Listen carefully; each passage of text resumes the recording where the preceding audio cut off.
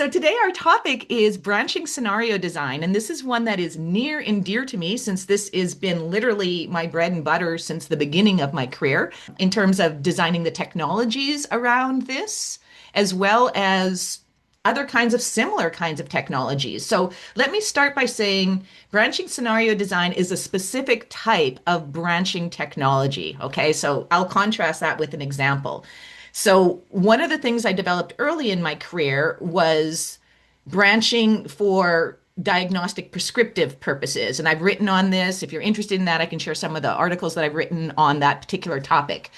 But what that does is basically it's an assessment. And the most famous one that I've worked on personally is the ASVAB, which is a military assessment where the person who's taking the assessment goes through, and depending on how they answer, it branches to different kinds of questions. So it's really about the choices that you make will determine the experience that you have.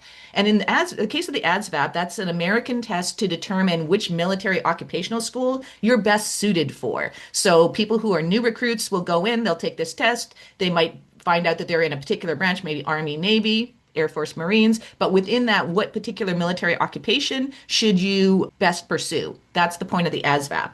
And since the ASVAB was done, other high stakes assessments have also been done that way. LSAT's been done that way, the GRE's been done that way, the GMAT's been done that way as well. And the whole point is really so that people get a very specific kind of experience, and it very quickly diagnoses and prescribes the next question based on how you respond. Now, that kind of work, and I've literally developed an entire curriculum, it was my first business that I sold when I was 28 years old, requires a significant amount of coding and algorithmic work.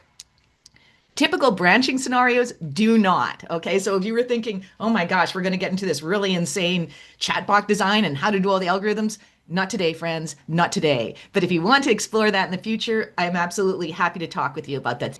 But today, what we're going to be talking about is in the case of using scenarios. So, how do you make a scenario branch? What is a branching scenario? When's the best time to use it? What are the tools that are available to do this kind of work?